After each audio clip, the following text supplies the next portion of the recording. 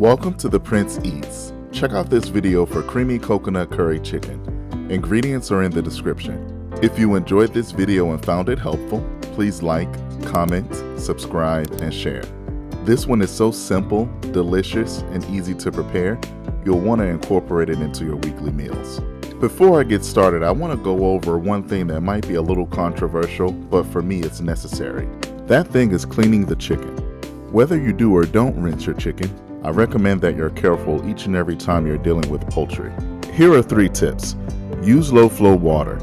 Chances are if you use low flow water, you can prevent a lot of splashing as opposed to high flow water.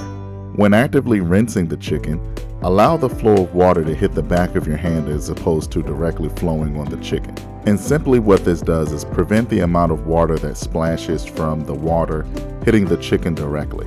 And the 3rd tip, when you're actively rinsing your chicken, do so at the bottom of the sink as opposed to the highest level of the sink. The higher up in the sink you rinse your chicken, the greater the possibility that you can spread some of that bacteria onto the countertop. Once the chicken is completely patted dry, we can begin to add the seasonings.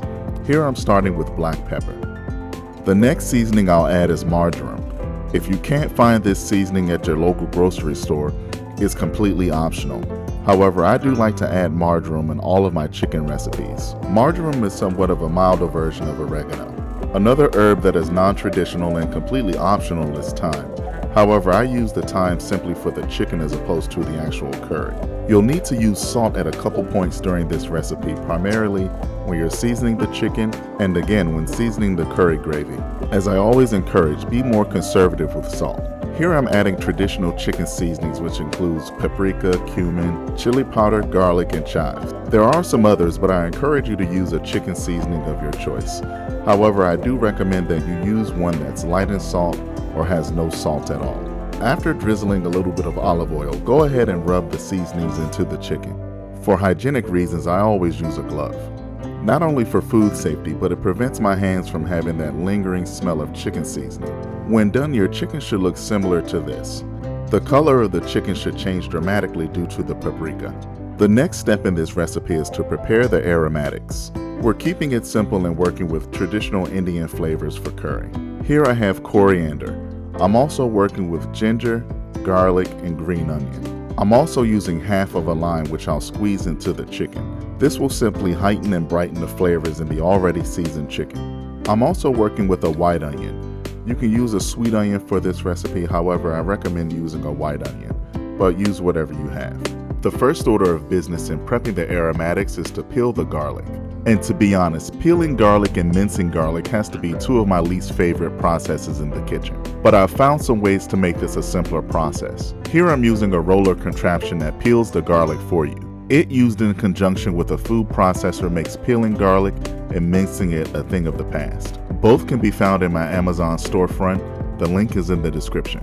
The next step in this recipe is to mince the ginger.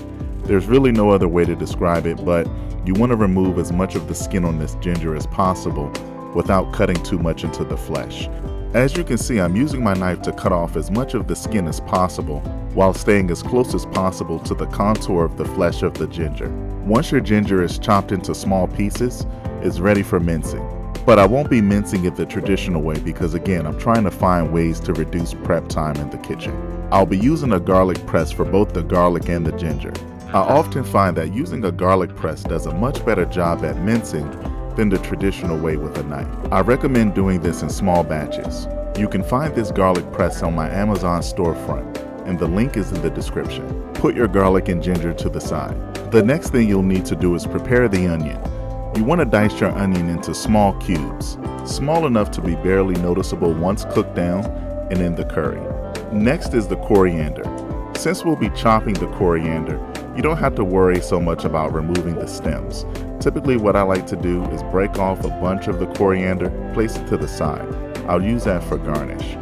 Next, roll up a little bit of the coriander and just do a rough chop of it. You don't necessarily have to chop it too fine, because after all, this is what's going to go into the chicken marinade.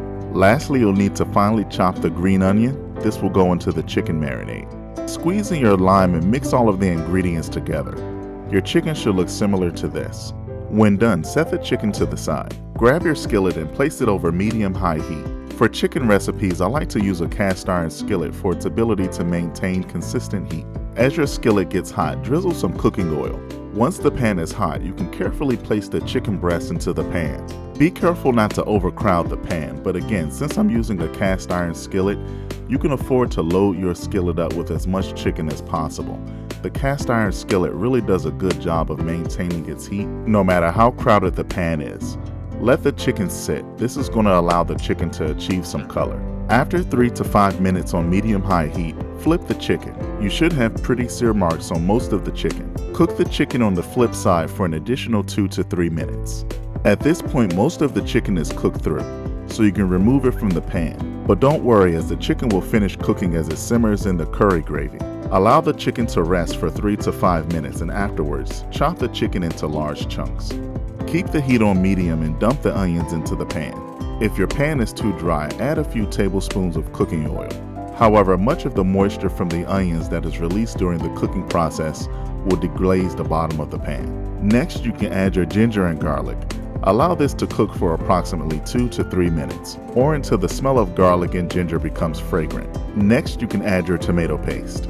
This will add a subtle but deep tomato flavor. Allow the tomato paste to fry for approximately 1 to 2 minutes. Sprinkle in your curry powder and allow that to fry for approximately 1 to 2 minutes. If your pan is too dry or you're not familiar with frying curry powder, add a little bit of cooking oil to the pan. As much as possible, I like to let the curry stick to the bottom of the pan. Over medium heat, pour in your coconut milk. This coconut milk is the first of 2 liquid ingredients that will aid in deglazing the bottom of the pan. Next, you can pour in the chicken stock. Start with a half carton and add more as necessary. Stir to ensure the coconut milk and chicken stock is evenly incorporated. Bring to a simmer, and at this point, the gravy should be thick. And since I only had low-fat coconut milk on hand, I'm adding just a little bit of heavy cream to add a little bit of richness to this dish. Otherwise, the heavy cream is optional. Here's where you can add the salt prior to the taste test.